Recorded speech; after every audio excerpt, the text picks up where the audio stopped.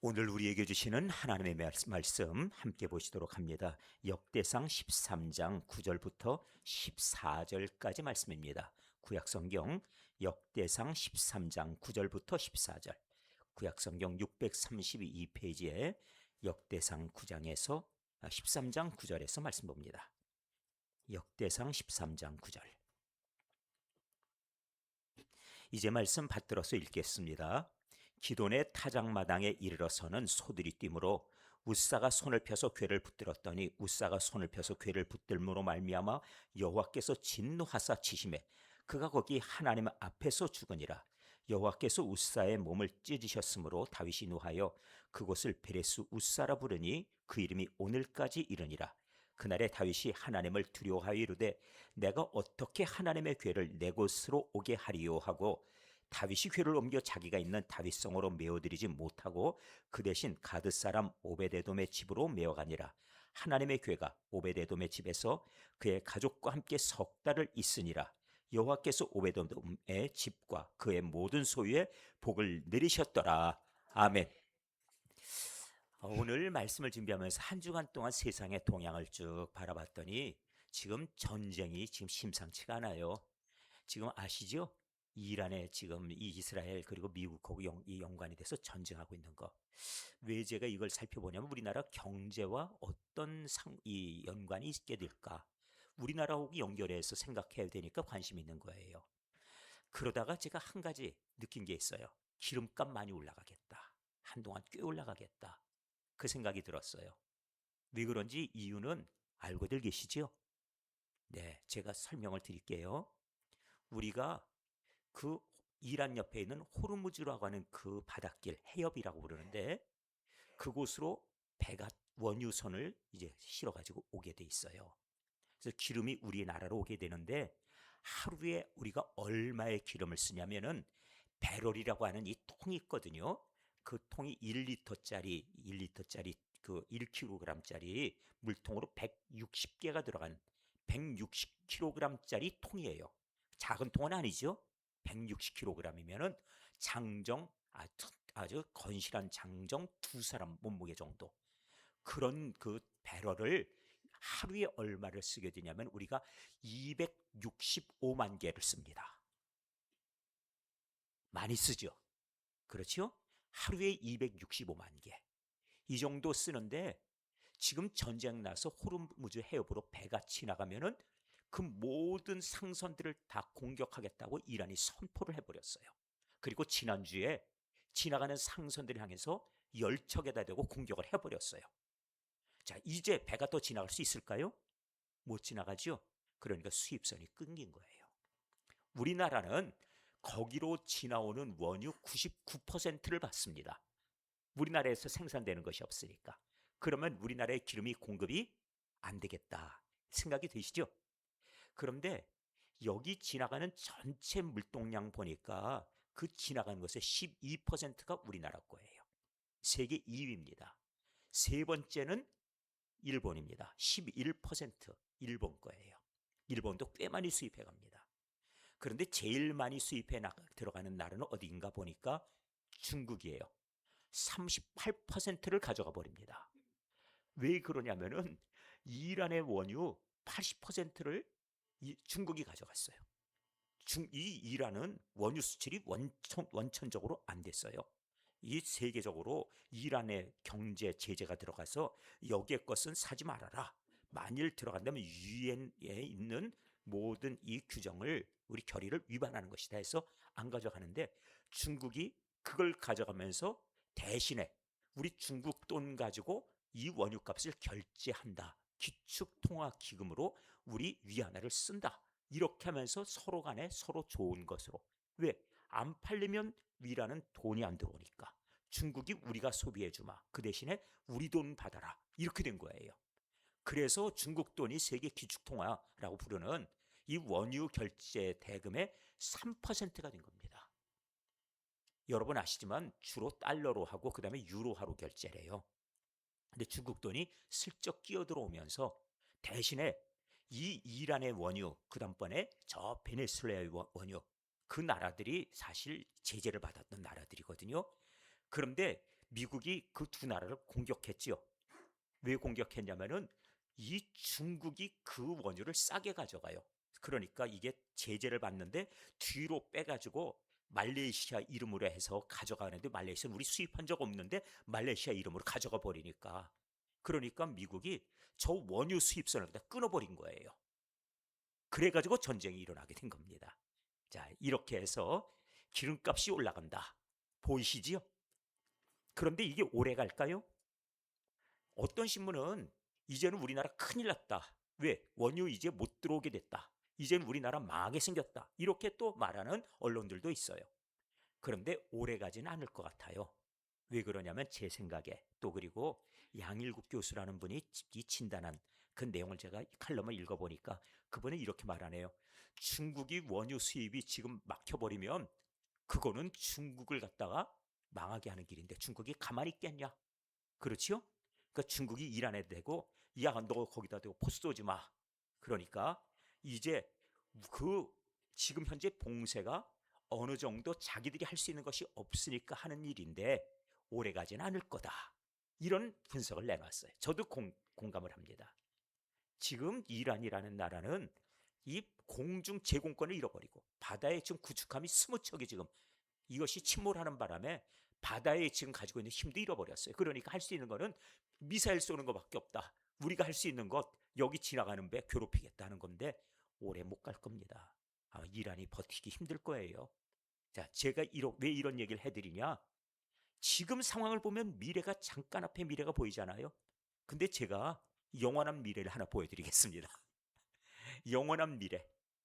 그것은 우리가 복 받는 비결이고 망하는 비결이 있어요. 그런 점에서 영원히 복 받는 비결을 말씀드리려는 겁니다. 오늘 말씀 제목이 무엇이죠? 영원히 복 받을 사람. 그럼 영원히 복 받을 사람이라 그러면은 영원히 복 받을 것에 관한 징조가 있을 것이고 진단이 되고 그다음에 미래가 있겠지요. 그래서 여러분들에게 제가 세상의 이치를 통해 잠깐 후에 이런 보여드릴 것이고 그 다음에는 이런 일이 있을 것으로 진단된다 하는데, 성경은 영원한 것을 말씀합니다. 그러니까 영원한 것이라 그러면 우리가 관심이 더 있겠죠. 어떤 사람이 영원히 복을 받을 사람인가? 자, 한번 따라해 보십시오. 첫 번째, 말씀대로 사는 사람입니다. 자, 이제 따라합니다. 말씀대로 사는 사람. 누구의 말씀인가요? 주의 말씀이죠. 주의 말씀대로 사는 사람이 바로 복을 받는 사람이에요. 주의 말씀대로 복을 사는 사람. 이거는 상당히 중요합니다. 왜냐하면은 선의로 내가 했지만 주의 뜻에 맞지 않으면 이거는 아무것도 아니에요. 저는 오늘 제가 본문을 보면서 난제로 제가 어린 시절 상당히 오랜 기간 동안 의문을 품었어요. 무슨 일이냐면은 법궤를 옮기는 과정 중입니다. 기럇 여아림이라는 곳에 있었는데 이 사람, 이 아비나답의 집에 있으면서 오랫동안 있었습니다. 대략 얼마 동안 있었던 것으로 추정하나 보면은 저 블레셋의 법궤를 빼앗겨 가지고 전쟁에서 져서 빼앗겼어요. 그리고 이 법궤가 블레셋 땅에 들어갔었는데 그 땅에서 어떤 일이 있었냐면 악질, 독종 이런 어떤 그 전염병이 확 돌아버린 거예요. 그런데 그 전염병이 패스트 같은 병이었어요. 패스트. 이 병은 중세시대 때도 아주 무서웠지요. 근데 이 쥐가 옮기는 이 패스트, 이것이 너무 이 독종이 무서우니까 그 다음번에 이 사람들이 자기들이 가져가서 전리품이라고 이 법궤를 제일 먼저 가져가서 아스돗이라는 곳에 가서 자랑을 하고 있었는데, 그 다음번에 이것이 두려우니까 그 다음번에는 안 되겠다. 우리 마을에 전염병 돌았다. 그래서는 그 다음에 가드라는 곳으로 옮겨놔요. 가드에도 똑같이 전염병이 생깁니다. 자, 가드와 아스돗에서 같은 일이 벌어졌어요. 그러니까 이번엔 아스글론이라는 곳, 이 아스글론이라는 곳에도 옮겨가려는데 그곳에서 반대하는 겁니다. 우리 그 법궤 안 받을래, 안 받을래. 이렇게 얘기가 되니까 이 마을마다 전부 이 법궤 싫다는 거죠. 그렇죠? 왜 그렇습니까? 우리 마을에 이것이 들어오기만 하면은 꼭 전염병이 돌아요. 그러니까 아니다, 이거 우연이다 얘기하는데, 그렇다더라도 확인돼야지 우리가 받지 그냥 못 받는다. 확인하자. 그렇게 말하는 거예요. 그러면서 우리 마을에 먼저 들여보내지 말고 저 이스라엘 땅 돌려보내라. 벌써 너희 마을 소문 우리 다 들었다 하면서 먼저 소를 2마리 데려다가 그 다음에 수레 만들어서 이스라엘 땅으로 돌려보내는데, 이 가는 길이 약 18km 정도가 되는 베세메스라는 곳까지, 이스라엘 지경까지 들어가게 해요. 쭉 들어가는 겁니다. 가는 그 길 속에서 만일 그 소가 그 먼 길을 가면서 그냥 그 길로 쭉 가면 이건 하나님의 것이기 때문에 우리 손대면 안 되는 것이어서 재앙이 임한 것이고, 이 소가 딴 길로 가거나 아니면은 딴 일 하거나 이러면은 그러면 그거는 우연의 일이다. 그러면 우리가 그 소를 끌고 오면 되지 않냐. 그래서 뒤에서 따라가기로 하고 수레에다가 거기다가 이 거기 쥐의 형상 5개. 왜? 블레셋이 5마을이니까요. 거기다가 그 블레셋이 옮기는 벼룩 같은 것 있겠죠? 그 벼룩 같은 벌레 모양을 해서 또 5개. 이렇게 해서 금으로 이걸 만들어서 이 수레에 법궤 싣고 그 다음번에 이 벌레 쥐의 형상 만들어서 보낸 겁니다. 근데 이 소가 끝까지 가더라는 거예요. 그러니까 블레셋 사람들도 이거 우리가 함부로 저 소를 끌고 오면 안 될 것이구나 하고 보내줘요. 그런데 이스라엘 땅에서는 이걸 그냥 받아놓고 들어오니까 기럇 여아림이라는 곳에 딱 모셔놓고 거의 70년 세월이 지나버린 겁니다. 자, 보십시오. 법궤가 들어오면 어떻게 해야 돼요? 법궤가 들어오면 당연히 맞아드리고 그 다음번에 이것을 성소에 드려야 될 거 아니에요. 그런데 다 방치해놓고 그러고 두고 있었어요. 블레셋 사람들이 그냥 베세메스 지경에 가져다 놓으니 거기서 그냥 그걸 방치해놓고 있는 겁니다. 왜? 영적 상태가 하나님과 관심이 없으니까. 이렇게 긴 세월이 지나서 사울 왕도 왕으로 세움받고 그 다음번에 그가 아주 오랜 기간 동안 그렇게 왕으로 있었는데, 그런데 기름 부음 받고 그 다음에 왕으로 있던 20년 동안도 그걸 방치해 놔요. 하나님께 제사하지 않으니까 법궤가 필요가 없지요. 이렇게 돼버린 겁니다. 그러다가 다윗이 왕이 됐어요. 그럼 다윗은 무슨 생각이 있습니까? 저 법궤를 옮겨와야 되겠다. 옮기게 된 거예요. 그래서 법궤를 옮기자. 그랬더니 그 집안에서 법궤를 오랫동안 두고 있던 그 집안에서 맏아들 아효가 소를 앞에서 끌고 뒤에서 둘째 아들 우사는 뒤에서 이 수레 뒤에서 따라오면서 서로 이 법궤를 옮기는 중이에요. 그런데 넓은 타작마당에 와서 그리고 백성들이 그 따라온 그 군중의 수를 대략 추산하니 약 3만 명 정도가 따라오고 그리고 이 넓은 광장에 모이게 된 겁니다. 거기로 끌고 오는데 거기에 와가지고 갑자기 이제 크게 왕이 이것을 모셔오는 과정이다 보니까 악기를 연주해야죠. 크게 나팔도 불고 그리고 연주를 시작하니까 소가 어떤 일이 벌어집니까? 놀라지요. 그래 놀라서 그래서 뛰게 됐어요. 뛰는 상황에 법궤는 떨어지고 그 뒤에 있던 이웃사가 깜짝 놀랐습니다. 법궤가 떨어지니까 어떻게 해요? 나 같아도 그때 할 일이 있어요. 무엇입니까? 당연히 법궤를 붙들어야죠. 떨어지는 걸 붙들었습니다. 그런데 우사가 죽었어요. 이걸 보면서 제 마음속에 이런 상황이면 당연히 붙들어야지 어떻게 가만히 있냐, 그 생각이 난 거예요. 그렇다고 하나님은 좀 너무하셨다. 조금 봐주기라도 하지. 그 착한 마음 가지고 법궤가 땅바닥에 떨어지는 걸 막으려고 그걸 붙들었다고 그 자리에서 바로 죽어버렸다. 그리고 그곳의 이름을 우사가 충돌하였다 하는 이름 가지고 베레스 우사 해버리고선 우사가 죽었다는 거예요. 그러니까 다윗의 입장에서는 두려우니까 법궤를 예루살렘 또 자기가 있는 이 성소로 모셔오는 것이 겁이 난 겁니다. 그래서 잠깐 거기다 둬라 했더니 이번에 그 모셔왔던 그 광장 있던 오벳 에돔의 집에 거기서 석 달을 머물러요. 그 석 달 동안 오벳 에돔의 집이 어찌 됐다고요? 오늘 본문 마지막 14절에 무엇이라 기록되어 있습니까? 네, 석 달 있었는데 여호와께서 오벳 에돔의 집과 그의 모든 소유에 복을 내리셨더라고 말씀합니다. 이것이 오늘 본문이에요. 자, 본문에 대한 해설은 해드렸는데 제가 이 성경 구절 읽으면서 마음속에 하나님은 참 너무하신 분이라고 하는 그런 의문을 오랫동안 가졌어요. 혹시 저와 같은 생각하고 계신 분 있습니까? 떨어지면 그거 붙들어야지 어떻게 가만히 그걸 또. 여러분 같으면 안 붙드시겠어요? 그렇다고 붙들었다고 또 죽게 할 것까지 뭐냐. 한번 혼내주시거나 하고 머리를 쓰다듬어 주시든지, 아니면 야 너 그건 아니다 그리고 한마디 해주시든지, 그렇게 가르치면 될 걸 뭐 그렇게까지 할 거 있나, 이 생각이 들었어요. 그런데 여기에 뜻이 있더라는 거예요. 자, 오늘 그 얘기를 해드릴 겁니다. 자, 첫 번째, 왜 이런 일이 벌어졌을까? 우리는 먼저 베드로를 봐야 됩니다. 베드로를 보면 예수님께서 말씀하시기로 나 십자가 진다 그러셨어요. 그때 베드로가 제자된 입장에서 뭐라고 하면 좋겠습니까? 십자가가 무엇인지 알지요? 무엇입니까? 예, 말씀해 보세요. 십자가는, 그렇죠, 죄수가 돼서 그 다음에 나무에 매달리고, 그래서 여기에다가 끈으로 묶어서 사람을 말려 죽이던, 기록상으로 46일간 매달려 있다가 죽은 사람이 있어요. 기록상으로 스팔타커스라고 하는 이 검투사는 그렇게 오랫동안 매달렸다 죽었어요.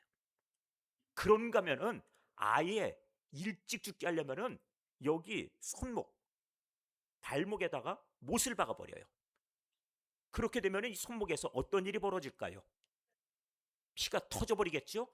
여기에는 혈관이, 특별히 동맥과 정맥이 다 있기 때문에 여기 못을 박아버리면은 피가 터져가지고 그 다음에 다 흘러내려서 사람이 죽을 때까지 피 흘러내려 죽는 거예요. 그러니까 그 당일날 죽을 수 있습니다. 이렇게 빨리 죽게 하는 방법이 있어요. 십자가형입니다. 그리고 확인하면서는 그 무릎을 앞으로 꺾어버려요. 안 죽었으면 아프다 하겠죠. 왜? 무릎을 앞으로, 이건 앞으로 꺾이는 관절이 아니니까. 그런가 하면은 성경이 응하기 위해서 예수님은 옆구리를 창으로 찔렀답니다. 아래에서. 그래서 여기를 찔렀더니 이 옆에서 이렇게 찌르니 여기 심장이 있잖아요. 아래서 옆구리를 찌르니 창 끝이 어디까지 올라옵니까? 심장까지 올라와서 심장이 터져버렸어요. 증거는 무엇이냐? 물과 피가 흘러내렸으니까요. 상처에는 피가 나게 돼 있지 물은 안 나와요. 심장이 파열됐을 때 그때 몸에 있는 물이 흘러나오는 겁니다. 그러니까 심장 파열의 증거가 나타났죠. 이렇게 해서 다시 죽음을 확인하게 되는 작업이죠. 자, 이것이 성경을 응하게 하려고 이렇게 했었습니다. 자, 이 사실을, 이런 형벌이라는 것을 아는 베드로의 입장은 뭐라고 하면 좋겠어요? 선생님이 십자가 달리시겠다는데, 아, 그러십니까? 이렇게 해야 될까요? 그렇지요. 그랬더니 예수님 말씀이 이건 도대체 감당 못할 얘기 하시는 거예요. 사단아 내 뒤로 물러가라.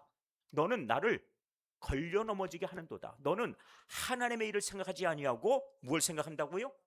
사람의 일을 생각하는도다. 책망을 하더라도 좀 적당히 하시지. 무슨 사단아 내 뒤로 물러가라 뭡니까? 베드로야, 내가 많이 생각해줬구나. 내가 정말 기특하다. 그러나 나는 아버지의 일을 이루기 위해서 가야 되는 길이다. 이 정도 하면 참 좋을 것 같은데요. 이게 정상적인 대화 아닙니까? 근데 예수님 뭐 그렇게까지 책망하시고, 그렇게까지 뭐 사단아 내 뒤로 물러가라, 너무 하신 것 같은 느낌이 드는데 이게 성경이에요. 왜 그런가? 그 이유가 무엇이냐면은 주의 말씀, 주의 뜻대로 생각하지 않고 말했기 때문입니다. 선의로 하면은 그러면 되는 거로 생각하는 경우가 많아요. 그런데 하나님의 뜻에 어긋나면 안 된다는 절대 원칙이 있습니다. 다시 말씀을 드릴게요. 하나님께서 사울 왕에게 저 지금 아말렉이라고 하는 저 족속들이 지금 일어나고 있는데 그들을 쳐라, 그들을 물리치라. 그리고 이 아말렉은 예전에 저 출애굽하는 과정 중에서 너희들의 조상, 그때 너희들을 하나님께서 르비딤이라는 곳에서 물을 주실 때 그 조상들을 공격하고 물을 뺏을 했던 자들이니, 그때 하나님의 말씀과 예언이 무엇이냐면은 아말렉 족속은 이 땅에서 완전히 멸하게 하리라 그랬어요. 기억하시죠? 그렇게 예언하셨어요. 그래서 사울 왕을 통해서 이제는 나라가 세워졌고 왕도 세워졌으니 저 아말렉을 치라. 그러면은 내가 너에게 이김을 주리라. 대신에 저 아말렉은 자비를 베풀면 안 된다. 그들을 없애야 된다. 남자든 여자든 아니면은 그 다음번에 노인이든 아니면 어린 아이든 아니면은 젊은 여자라 하더라도 다 없애라. 심지어 짐승까지라도 이 땅에 남아있으면 안 된다. 이렇게 하나님께서 아주 구체적으로 말씀해 주셨어요. 그렇게 명령하시고 사울이 나가 전쟁에 승리했습니다. 그런데 하나님께서 사무엘을 보내요. 사무엘이 와서 보니까 무슨 소리가 들리고 있냐면은 아말렉에서 빼앗은 좋은 짐승들, 양과 염소, 그 밖에 짐승들의 울음소리가 들리는 거예요. 그 사무엘이 당연히 묻습니다. 왕이요, 저 짐승들의 소리는 무엇입니까? 하나님의 명령이 있는데 당신은 왜 그렇게 하셨습니까? 왜 남겨놓으셨지요? 하고 물어요. 자, 사무엘상 15장 15절입니다. 사울이 대답합니다. 사울이 이르되, 무슨 까닭이라고 대답합니까? 그것은 무리가 아말렉 사람에게서 끌어온 것입니다. 대답하지요. 왜 끌어왔을까요? 나의 하나님이 아니에요. 백성이 당신의 하나님, 내 하나님이 아니고 당신의 하나님께 제사하자고 끌고 온 거예요. 어때요? 이유가 될 만하지요? 이건 제사용이기 때문에 남겨놓은 겁니다. 백성이 당신의 하나님 여호와께 제사하려고 남겨놓은 건데 그거 갖고 말씀하시지 마세요. 양들과 소들 중에서 가장 어떤 것을 남겨놨다고요? 좋은 거 남겨놨습니다. 그래서 그 외의 것은 우리가 다 없앴지요. 진멸하였나이다. 이렇게 말합니다. 어때요? 참 착하지요? 왜냐하면 나의 하나님이 아니라 당신의 하나님께 제사하려고 했다니까요.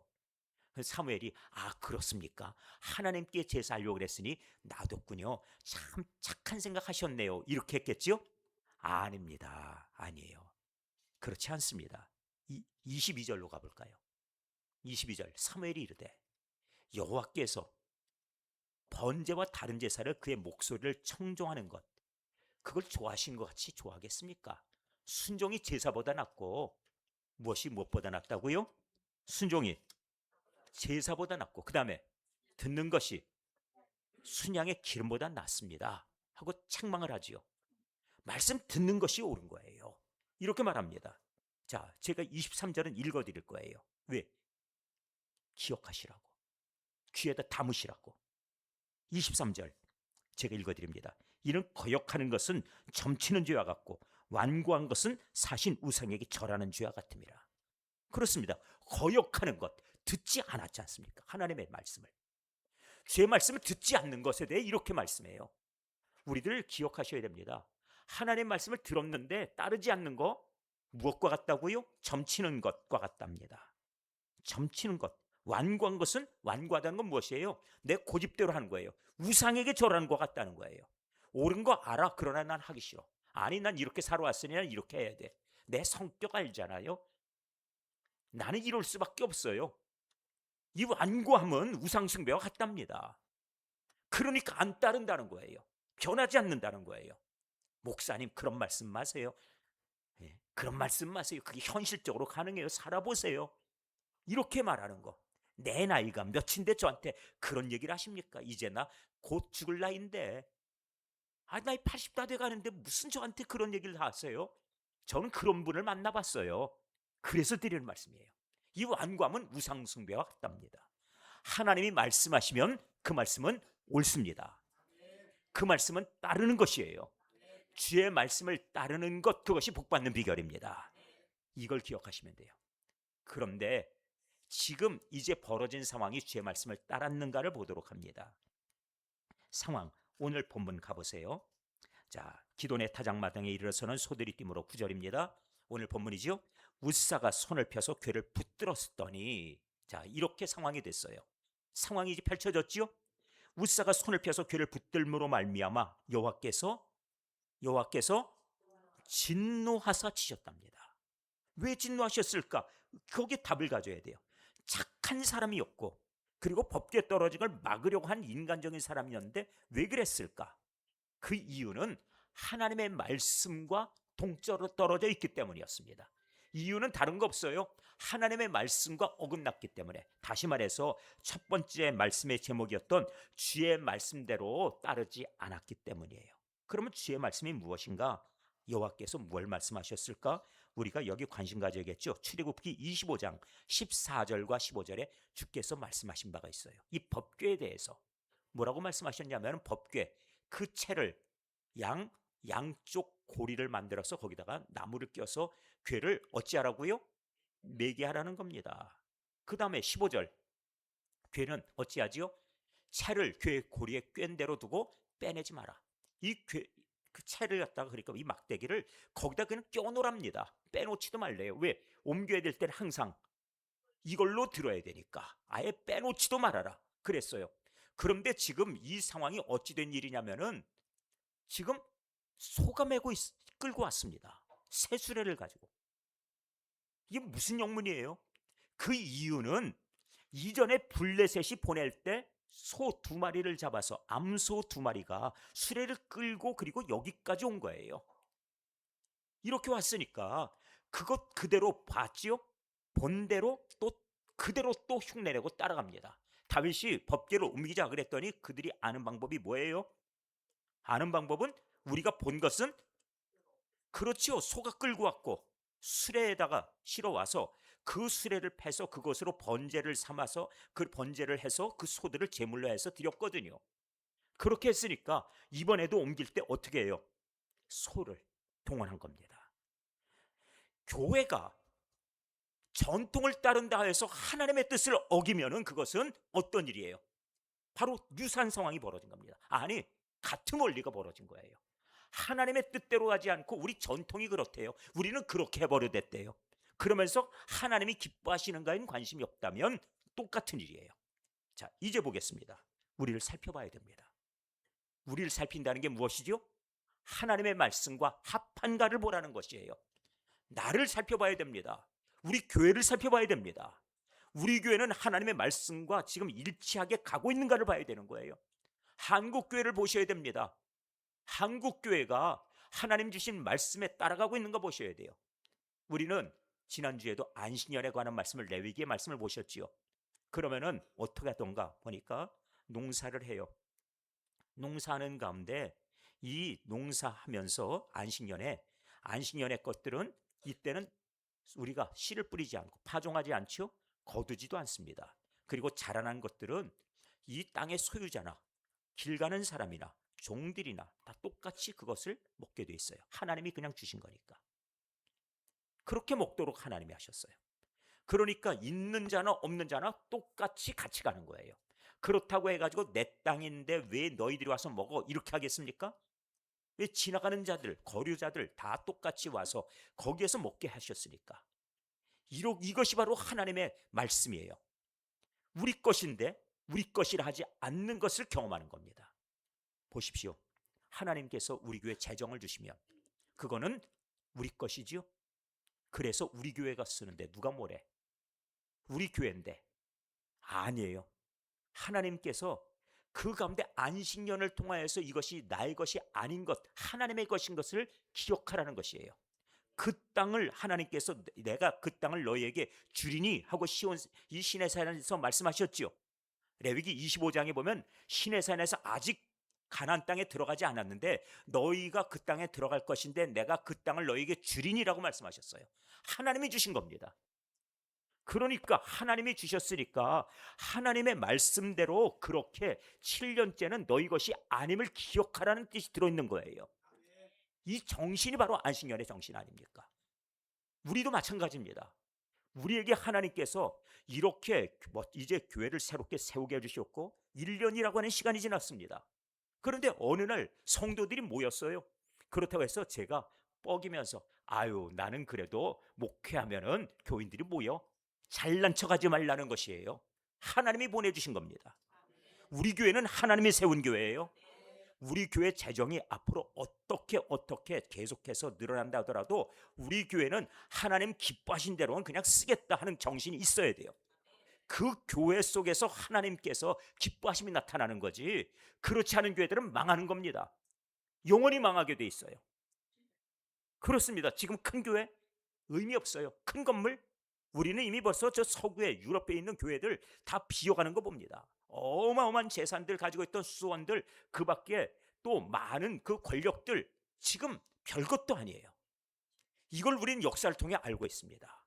그런 만큼 우리들은 지금 이제 할 일이 무엇이냐면은 하나님의 뜻대로 우리들이 다시 살피고 돌아보아서 주의 말씀대로 다시 한번 주의 말씀대로 따라하십시오. 주의 말씀대로. 그렇습니다. 살피셔야 돼요. 늘 우리는 이걸 살펴야 됩니다. 매주마다 우리는 교인들이 모여서 그래서 함께 교회 운영을 같이 의논합니다. 그래서 모일 때 우리 교회가 하나님의 뜻에 맞게 가고 있는가 하는 것을 점검하셔야 돼요. 누구라도 말씀하십시오라고 제가 꼭 마지막에 기회를 드려요. 누구라도 우리 교회에 대해 하실 말씀 있으면 하시라. 바로 그렇습니다. 서로 통해야 돼요. 내 생각에 우리 교회는 이거는 이렇게 하면 하나님의 뜻이 아닌 것 같은데요 하면은 그건 바로 바꿔야 돼요. 그런 벌써 생각이 들었다는 자체가 그건 손을 봐야 될 이유가 있는 거예요. 이런 것을 말할 수 있는 통로도 있어야 돼요. 교회들마다 담을 쳐놓고 나서 특별히 몇 사람이 들어가지고 교회를 갖다가 좌지우지하는 거 그거 하나님의 뜻 아니에요. 왜 그렇습니까? 그 사람들이 성령의 사람들이 아니고 권력의 사람들 돼버리면 교회는 망하게 돼 있기 때문이죠. 그래서 교회도 정신을 차려야 될 필요가 있어요. 늘 성령님의 그 음성을 들을 준비를 하고 있어야 된다는 뜻입니다. 자, 이제 결과로 보겠습니다. 결과. 저희들이 지금 말씀을 출애굽기 15장 저희들 보셨는데 25장 14절 15절 민수기 4장 15절로 가보시죠. 민수기 4장 15절 진영을 떠날 때 아론과 그의 아들들이 성소와 성소의 모든 기구 덮는 일을 마치거든 아론의 아들 그 후손 가운데 고앗 자손들이 와서 이 법궤를 어찌 하라고요? 밀 것이니라. 그 다음에 그러나 성물은 만지지 말라. 왜? 그들이 만지면 죽으리라. 이게 하나님이 주신 말씀이에요. 그래서 죽은 겁니다. 웃사는 고앗 자손이 아니었어요. 그러니까 죽은 겁니다. 하나님께서 하신 일이 부당하거나 인간적으로 하나님께서 너무 과하다 그것이 아니에요. 하나님이 이미 말씀하셨기 때문이에요. 그래서 다윗이 그 소식을 듣습니다. 회막 물건 중에서 이것들은 고앗 자손이 매야 될 것이다 하셨거든요. 그리고 이걸 만지면 죽는다고 하셨으니까 죽은 겁니다. 하나님의 말씀은 영원한 것이에요. 자, 이렇게 해서 웃사가 죽었어요. 그것에 대해서 너무 심하시네 그런 얘기할 필요도 하나도 없다는 걸 알았습니다. 교회가 운영되려면 하나님 기뻐하신 대로 하면 돼요. 신앙인들이 살아가는 방법도 그렇습니다. 살아가면서 편법하지 마십시오. 불법하지 마세요. 기독교 이름으로 교회 이름으로 악행하지 마십시오.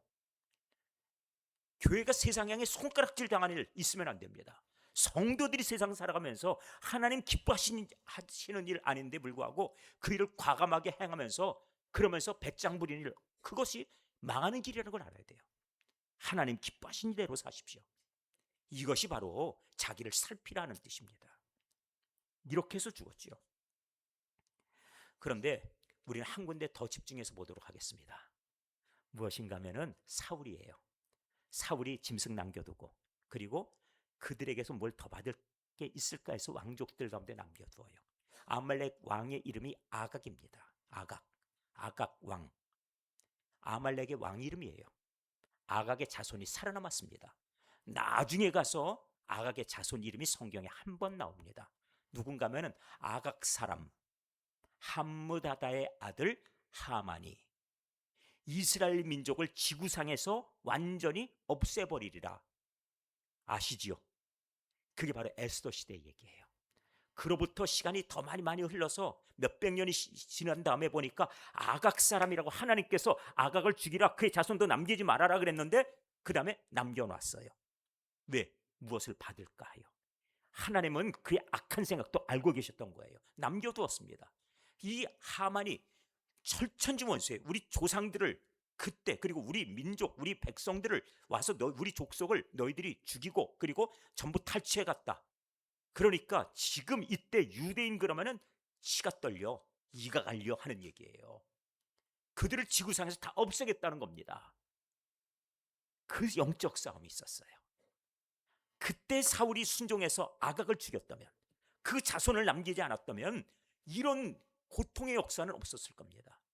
유대인들이 얼마나 큰 절망 속에 있었고 울면서 금식하고 사흘 동안 금식한 다음에 에스더가 죽으면 죽으리라 하면서 왕 앞에 나가서 탄원하고, 그 일들이 바로 이런 사울의 이 결정 때문에 일어난 바로 그 결과예요. 시간이 흐른다고 해결된다고요? 아닙니다. 불순종하면은 오래 지난 다음에도 화근은 결국은 자라나서 우리를 괴롭힐 거예요. 그러니까 여러분들 잘 생각하셔야 될 게, 내가 지금 감기 걸렸다 그러면 감기 치료 빨리 하세요. 폐렴으로 갔다, 폐혈증 갔다, 갑자기 세상 떠나버린 일들이 있어요. 분명히 그렇습니다. 치료 잘 하셔야 돼요. 종기 났다, 별거 아니죠? 빨리 치료하십시오. 깨끗하게 치료하셔야 돼요. 왜? 이것 때문에 조선의 왕이 5명이나 죽었어요. 제가 읽어보니까 효종은 이 얼굴에 종기가 났는데 어이가 이를 갖다가 이걸 터뜨렸는데 피가 끊임없이 나다 결국 죽었어요. 39살 나이에.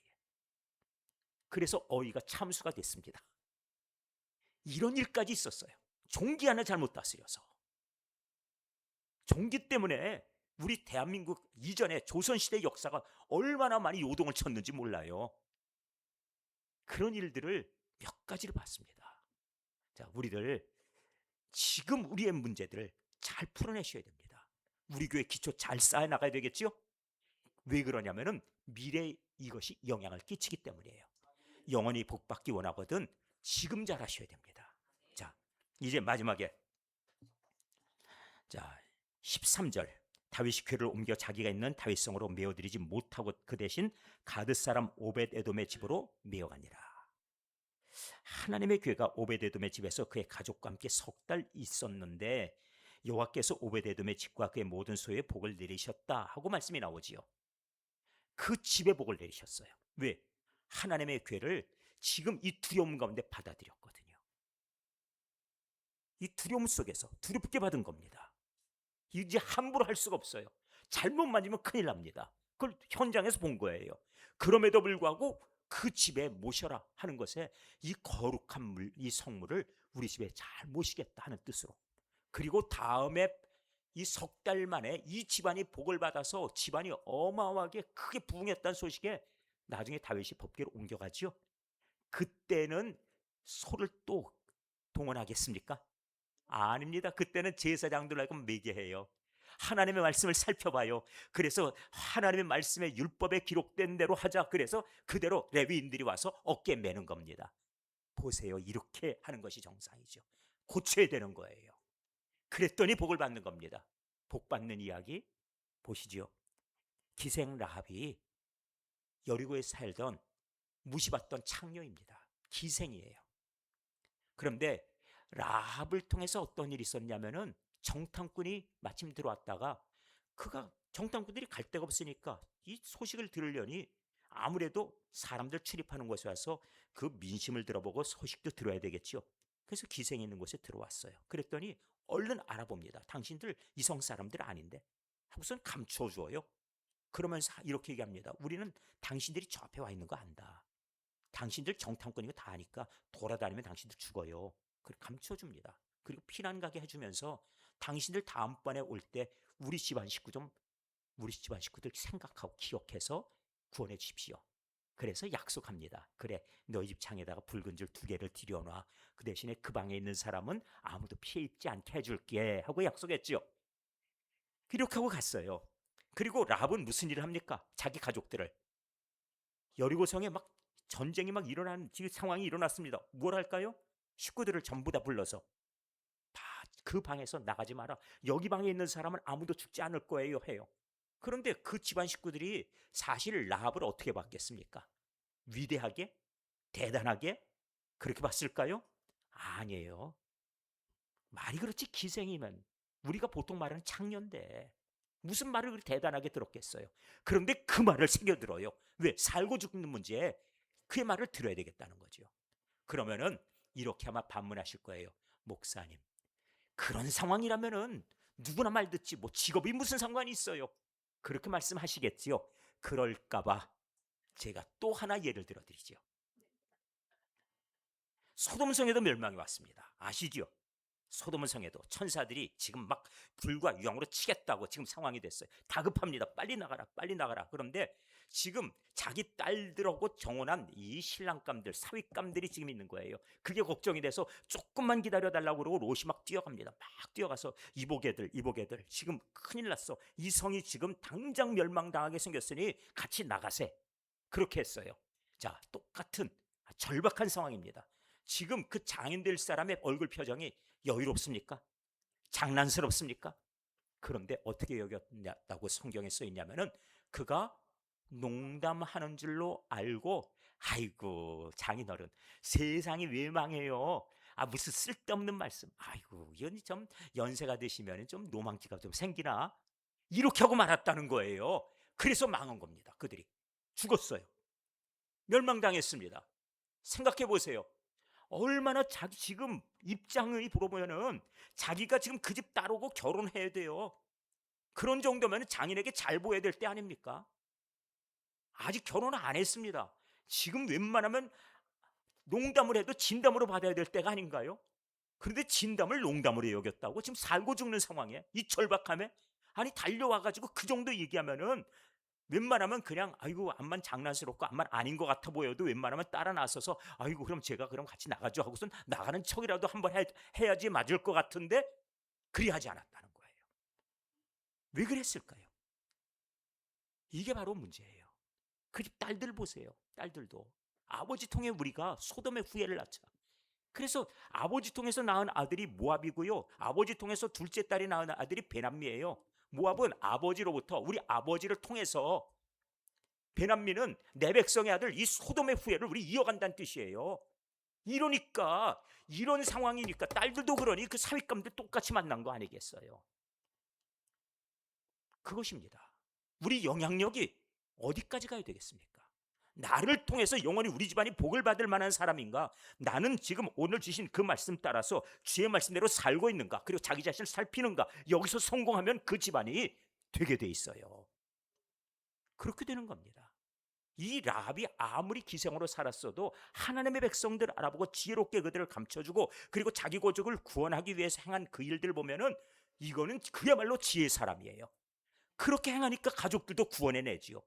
롯은 그곳에 갈 때부터 달랐어요. 저 땅은 물이 많고 그리고 자기 삼촌에게는 여기는 지금 물이 별로 없으니 저는 저기 농사하기 좋은 데로 갈게요 하고 물 많은 곳으로 찾아간 거 아니에요. 그러니까 결국 그 사위들 하나 구원 못한 거예요. 딸들 통해서 소돔의 후예들이 이어서 모압과 암몬이 돼버렸고 자기 아내는 소금기둥 돼버리고 다 망해버린 거예요. 그리고 롯은 그 다음에 사라져버립니다. 불행이죠. 말씀 마쳐야 되겠습니다. 오늘 이 말씀 들으시면서 결심하셔야 됩니다. 주의 말씀, 주의 뜻대로 살아야 되겠다고. 덤벙덤벙 살지 마십시오. 좋은 게 좋은 거라고 하지 마세요. 내가 선한 뜻이 있었다고 우기지도 마세요. 나중에 보니까 아각자손 남아있던 거 보니 선한 뜻 아니었어요. 표면에는 당신이 하나님께 제사한다고 내세웠지만 그 명분도 거짓이었어요. 하나님은 아십니다. 내 자신을 살펴보셔야 돼요. 내가 하나님 앞에 갔을 때 내 진심을 하나님께서 어떻게 보실 것인가 생각하고 두려워하셔야 됩니다. 우리 교회는 하나님께서 뭐라고 하실 것인가? 여기서 승리하는 교회는 오늘 이 시대 승리하는 교회 될 거예요. 다시 말씀을 드리며 마칩니다. 이 시대의 부흥의 역사가 끝났다고 말하죠? 아닙니다. 하나님의 말씀의 부흥은 절대 끝나지 않습니다. 주의 능력은 사라지지 않습니다. 그 말씀 그대로 따라가는 성도, 그 말씀에 순종하는 성도들에게 하나님이 은혜 주시는 거예요. 영원히 복받기를 원하신다면 오늘 말씀에 아멘. 다시 한번 오늘 말씀에 우리들이 함께 따르기를 원하신다면 진심 다해서 아멘. 다시 한 번 더 아멘. 이 아멘의 고백이 삶으로 이어지게 되길 바랍니다. 기도하겠습니다. 하나님 아버지 감사합니다. 주시는 말씀 속에 우리 믿음을 세워가게 하여 주셔서 인간적으로 우리가 위하는 이야기, 그리고 또 그럴 수밖에 없었다고 형편을 들러 얘기하는 이야기, 우리의 선한 뜻이 바로 이러하였었는데 너무하신다고 하는 변명, 하나님은 이것을 원하시는 것이 아니라 내가 너에게 말하였고 내 뜻이 이것인데 너는 순종하였는가 물으시오니, 하나님 순종하는 자에게 하나님께서 복 주신다 말씀하셨고 불순종하는 자, 완악한 자에게 그것이 바로 점치는 것과 같고 그것이 우상숭배와 같다고 말씀하시는 그 속에서 오늘 우리가 깨달음을 얻고 나의 완악함을 내버리고 오직 순종의 결단만이 있게 하여 주시옵소서. 하나님, 내가 버티고 서 있는 황도뼈가 있습니까? 하나님께서 이것을 치심이 우리에게는 축복이 되게 하여 주옵소서.